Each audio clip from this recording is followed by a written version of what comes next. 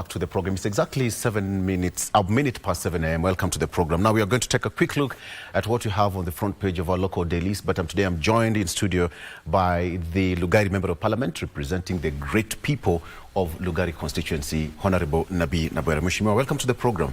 I'm very happy to be back home. Karibu nyumbani. I was here. I worked here. I left Kenya Broadcasting Corporation in 1999. Yes. Yes. In 1999. So let's do this together. Let's do this together then. Yes. You're a member. Yes. When you walk along the corridors, you'll find your name still printed and your footsteps around the corner. Yes, and files with my signatures. Yes. Yes. Karibu sana. And let's do this. How is Lugari doing so far? We're doing well. The rains have been very, very good, though excessive. Of course, they come with a lot of challenges. Road infrastructure, they wash away because most of all our roads are earth roads. Then there's infrastructure in schools, which has also been affected. But the good side of it is that we're expecting really bamba harvest. Yes. That's some good signs for the people of Lugari. Yes. Don't forget us in your kingdom.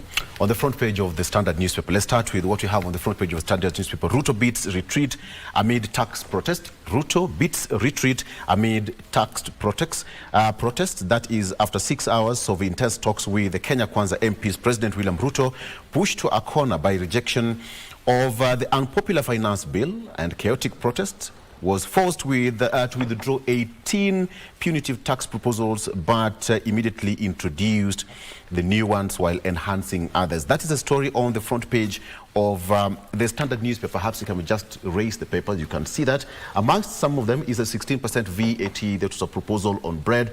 There is this issue of the transportation of sugarcane, which has also been removed. We also have the VAT on financial services. That is as far as the foreign exchange transactions, which was also removed, etc. And there will be no increase in mobile money transfer fees. That is also something to smile about. Again, the levies on housing, fund and social health insurance to become income tax deductible. That is what is here, and the eco levy to be levied on imported finished products only, and then there will be no levy on locally manufactured sanitary towels, diapers, phones, computers, tires and motorcycles. And lastly, there will be no 2.5% tax on motor vehicle, which has also been removed, and farmers exempted, Mheshimiwa, from electronic enforcing through invoicing through KRS eTIMS platform. But the most important one, now that you come from the sugar belt, is now the transportation of sugar. But before we come back to that, let me get your personal opinion on what's on the front page of the Standard. Ruto beats retreat amid tax protests. Yes. One of the things I've always said, I do not understand. I've tried to come to mind with the technocrats around the president, what they were intending to achieve. Because the principles of taxation are pure, simple, and universal. Okay? The principles of taxation take a very simple, or what I call a simpler connotation. It's like this, that if you feed a cow properly, you give it water, you will milk. If the cow has not enough feeds, you can't milk it. That's the simplest way of principles of taxation. That when the economy is not performing, when people are at their lowest, you don't add tax on them. You only cost two things. One, production stress. And the moment you go into a productivity stress, the economy collapses. And secondly, you invite incredibility. People start finding ways of survival. And I can tell you, one of the reasons why Kenya, even the tax regime we are using now, 2023, 2024, you have seen the projections that we will be short by almost 400 billion. The reason is simple. You are enriching a few because people have to find a way around it to survive. So if you went to River Road, for example, and you wanted to buy a spare part of a car, yes, you'll be asked 2 questions. 2. Unataka kulipa ushuru ama hapana? Second one will be unataka original ama imitation. 2 basic. And anybody who has no money will say, give me the cheapest I can get on the market at the cheaper cost. The cheapest at a cheaper cost. So you will go for imitation and you will not pay tax. So when you are designing a taxation regime, you must design a taxation regime that will attract personal compliance. Yeah. People are obligated. They feel they need to pay. The third aspect about it is you look at the end. Are people feeling that their taxes are worth the services they're getting? If people feel in Lugari that they pay tax and they don't see it in roads, they don't see it in schools, their children are at home, the teachers are on the streets, it will be very difficult for people to pay. Yeah. Yes. The question is, the opposition says that they are going to reject that bill in its entirety. Is that your position? That's the position. As a parliamentary group, we met yesterday and we took a position and we are going to execute it on the floor of the House. There are very good reasons to look at the bill. And we will, we are going to debate. We are going to debate. As is now, the bill is still in its original. That is the bill? Yes. Okay. In its original form. What we have is a report filed yesterday by the Committee of Parliament of Finance. Now, that committee's report, we are going to interrogate it. You know what was said yesterday by the chairman, Kuria at State House, to me is still political. It is still a political statement until changes are made on the floor of the House. What do you find intriguing in that report? This report has so many things, my friend, that are wrong. I'll tell you, I'm sure you've seen the simplest banner that went around yesterday, or poster, by one of the girls who was protesting. Mnataka tusinyeshe. I mean, you cannot impose taxes on sanitary towels when we are unable to give them to the kids in secondary and in primary. I mean, that's madness. First of all, we are not able to afford where we are. Children are staying at home because they don't have sanitary towels. And then you want even those who scrape through, you want to add more taxes on it. That's number one. Number two, do you know that in this country, people in the industrial area, this morning, their lunchtime, and in the evening, they survive on bread. That's a meal for them. I was wondering how you are going to handle. First of all, you have not increased money for capitation for schools. Kids in school must have bread. So I was wondering how these teachers were going to survive. And you have said, you've put a caveat that you are not going to increase fees, school fees. So in other words, from the word go, you are saying the kids in school should go on strike because the teachers will not provide bread. So that's why I'm telling you, the thinking behind the whole issue of 2024-2025 finance bill was faulty, theoretical, and unacceptable. What would be your option as the opposition? I mean, as we are today, we have an act. This bill is basically trying to repeal the Act 2023-2024. I mean, there are many things we can do. And we'll be putting our proposals on the floor.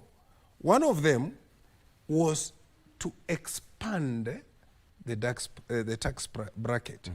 That is the easiest option that attracts compliance. But I also sit in the Public Accounts Committee, and I've argued and continue to argue that up to where we are, we can still sustain the budget. From the last financial year? Only we do two things. Out of every 10 shillings, we lose between 2.5 to 3 shillings to corruption. Seal the loopholes. That generates for you the 400 billion you're looking for. I mean, just seal the loopholes. I can tell you, if I was the President of the Republic of Kenya today, I'm presented with a 3.9 trillion budget. I cut it by 30% and say, we must achieve the same objectives with the money. All what I would have done, I would say, live within your means. Okay. No budgeting for corruption. Basic principle. Okay. I want us to go to the front page of the Star newspaper. Tech and talent power, noisy taxation demonstrations. Young Kenyans rewrite protest playbook with social media and live stream. That's the same thing that you talked about. And the issue of technology and talent power, noisy taxation demonstrations. A majority of people who took to the streets were so-called Gen Z. What do you make of this?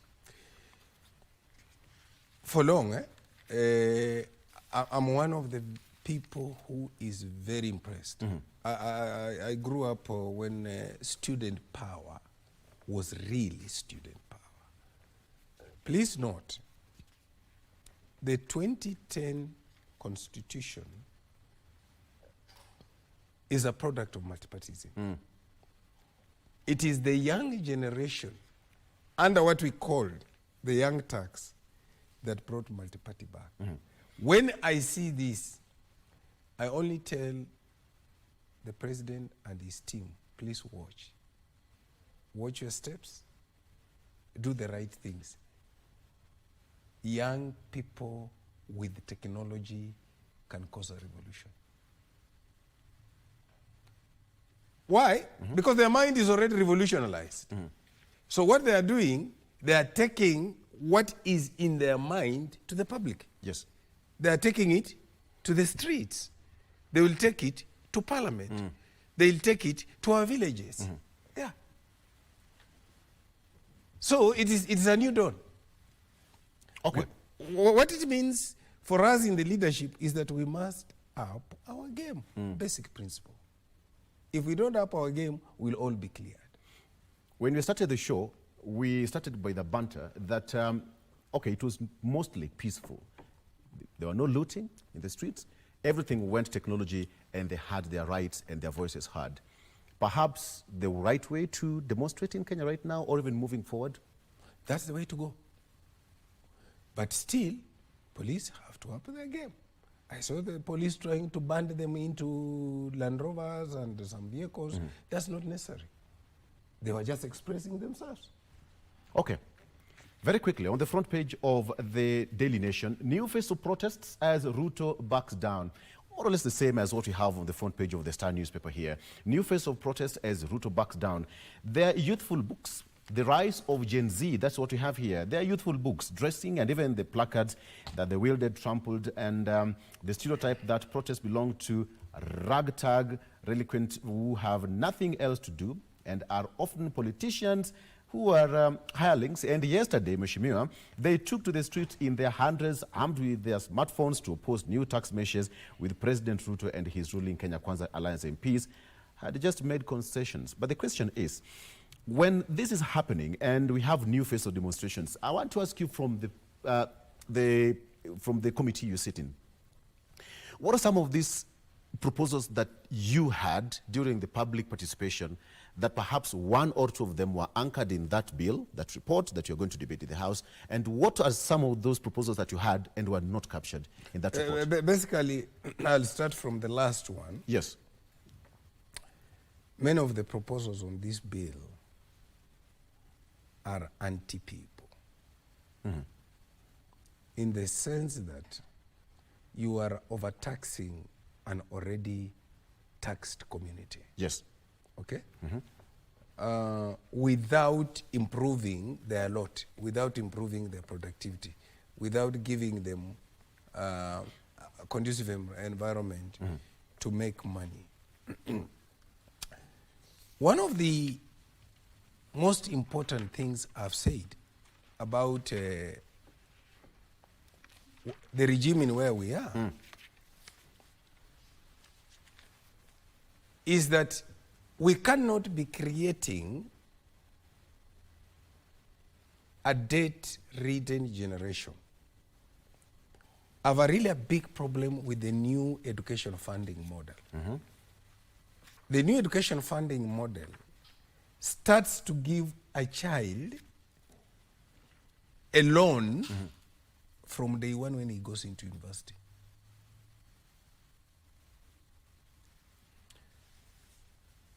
You are going to create a group of people with no employment, right?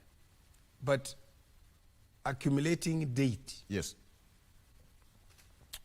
Now, when these people get into employment, they spend all their money on paying debt.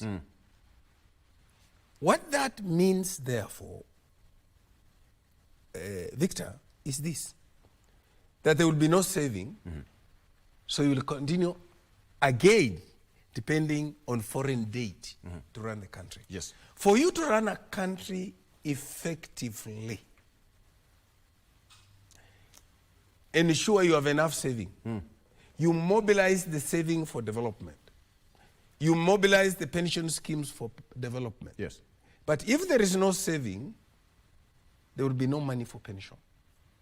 Because what happens, like you are an employee of KBC, if you have enough saving, other than what the company puts in, you put in an extra money because you have extra money to put into a pension scheme.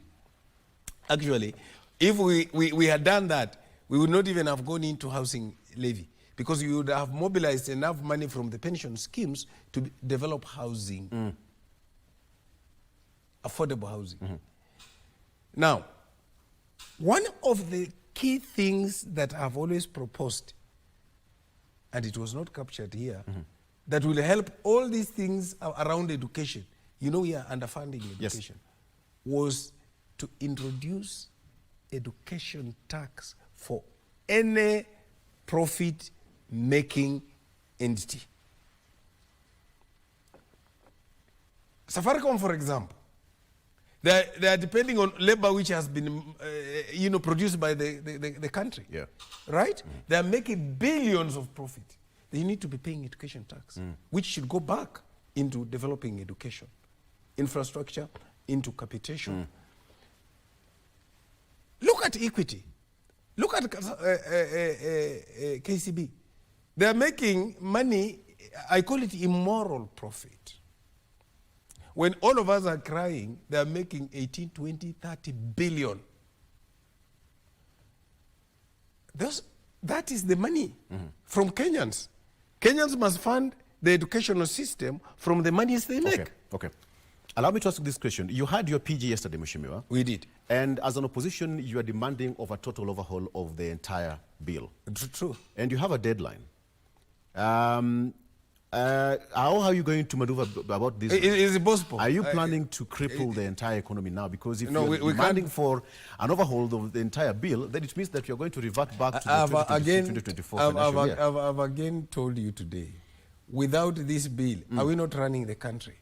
You know, there is a misnomer that if this bill fails, the country collapses. No! Is that what you continue running on the 2020 is so an that is a position. That is the position of the opposition now. Just read this.